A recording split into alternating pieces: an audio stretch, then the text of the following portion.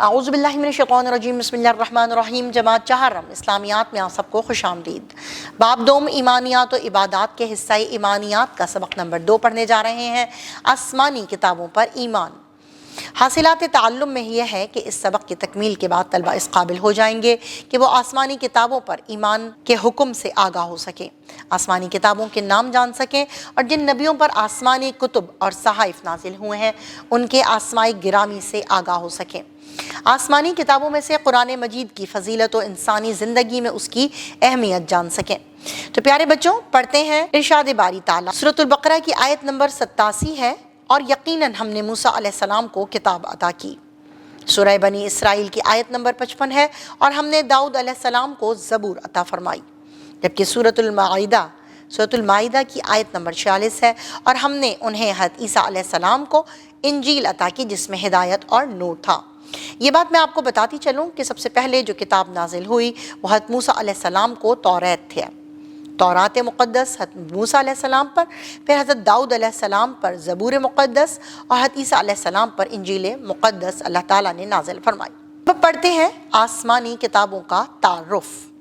اللہ تعالیٰ نے انسانوں کی ہدایت اور رہنمائی کے لیے جو کتابیں نازل کی ان کو آسمانی یا الہامی کتابیں کہا جاتا ہے۔ یہ کتابیں اللہ تعالیٰ نے اپنے نبیوں علیہ السلام اور رسولوں علیہ السلام پر نازل کی۔ بعض انبیاء کرام علیہ السلام پر کتابوں کی بجائے صحیفے نازل کیے، جیسے حضرت ابراہیم علیہ السلام پر جو صحیفے نازل کیے گئے ان کو صحف ابراہیم علیہ السلام کہا جاتا ہے۔ آسمانی کتابوں پر ایمان دین اسلام کے بنیادی عقائد میں سے ایک ہے۔ ارشاد باری تعالیٰ ہے، سورۃ النساء کی آیت نمبر 136 ہے، یا ایھا الذین آمنوا آمنوا باللہ ورسولہ والکتاب الذی نزل علی رسولہ والکتاب الذی انزل من قبل۔ اے ایمان والو، اللہ پر اور اس کے رسول خاتم النبیین صلی اللہ علیہ وعلی آلہ واصحابہ وسلم پر ایمان لاؤ، اور اس کتاب پر جو اس نے اپنے رسول خاتم النبیین صلی اللہ علیہ وعلی آلہ واصحابہ وسلم پر نازل فرمائی، اور ان کتابوں پر جو اس نے پہلے نازل فرمائی۔ حضرت محمد رسول اللہ خاتم النبیین صلی اللہ علیہ وعلی آلہ واصحابہ وسلم نے آسمانی کتابوں پر ایمان لانے کے بارے میں فرمایا۔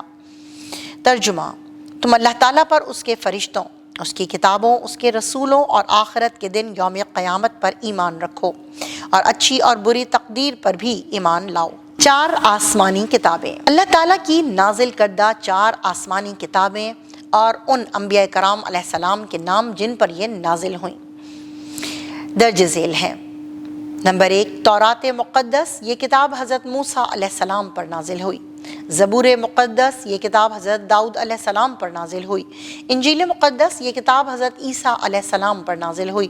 اور قرآن مجید اللہ تعالیٰ کے آخری نبی حضرت محمد رسول اللہ خاتم النبیین صلی اللہ علیہ وعلی آلہ واصحابہ وسلم پر نازل ہوا۔ مزید معلومات کے لیے آپ کو بتاتی چلوں کہ قرآن مجید کے کل 30 پارے ہیں اور 114 سورتیں ہیں۔ اب ہم پڑھیں گے قرآن مجید کی فضیلت اور انسانی زندگی میں اس کی اہمیت کے بارے میں۔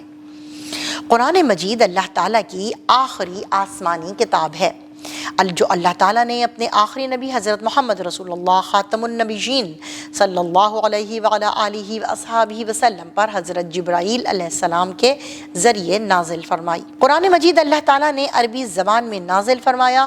قرآن تقریباً 23 سال کے عرصے میں حضرت محمد رسول اللہ خاتم النبیین صلی اللہ علیہ وعلی آلہ واصحابہ وسلم پر نازل ہوا۔ قرآن مجید قیامت تک آنے والے تمام انسانوں کے لیے ہدایت کا ذریعہ ہے، انسانی زندگی کے ہر شعبے میں رہنمائی کرتا ہے۔ سابقہ آسمانی کتابوں کی تعلیمات برحق تھیں، اور قرآن مجید اپنے سے پہلے نازل ہونے والی تمام آسمانی کتابوں کی تصدیق کرتا ہے۔ اس لیے قرآن مجید کے ساتھ ساتھ ان کتابوں پر ایمان لانا بھی ہر مسلمان کے لیے ضروری ہے۔ قرآن مجید کے نازل ہونے کے بعد پہلی کتابوں کے تمام احکامات منسوخ ہو چکے ہیں، اور اب صرف قرآن مجید کی تعلیمات پر عمل کیا جائے۔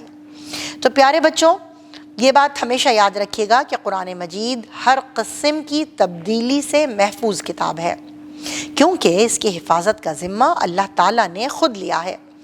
حفاظت قرآن مجید کے بارے میں ارشاد باری تعالیٰ ہے، سورۃ الحجر کی آیت نمبر 9، इन्न नहनु नज़्ज़लना ज़िक्र व इन्न लहू लहाफ़िज़ून, बेशक हम ही ने इस ज़िक्र कुरान को नाजिल फरमाया है और बेशक हम ही इसकी ज़रूर हिफाजत फरमाने वाले हैं।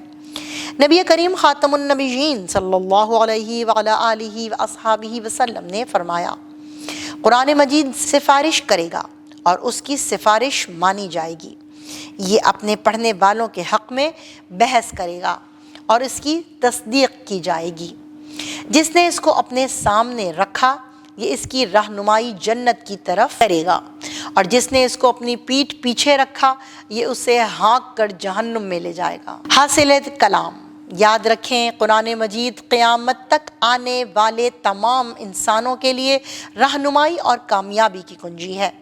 अल्लाह ताला ने कुरान मजीद में वो सब बयान फरमा दिया है जिस पर अमल करके हम अपनी ज़िंदगी को बेहतर और कामयाब बना सकते हैं। इसलिए हमें चाहिए कि कुरान मजीद को पढ़ें, समझें और उस पर अमल करके अपनी ज़िंदगी को संवारें। इसी के साथ हम अपने इस लेक्चर का इख्तिताम करते हैं। मिलते हैं इसकी मश्क में, तब तक के लिए अल्लाह हाफ़िज़।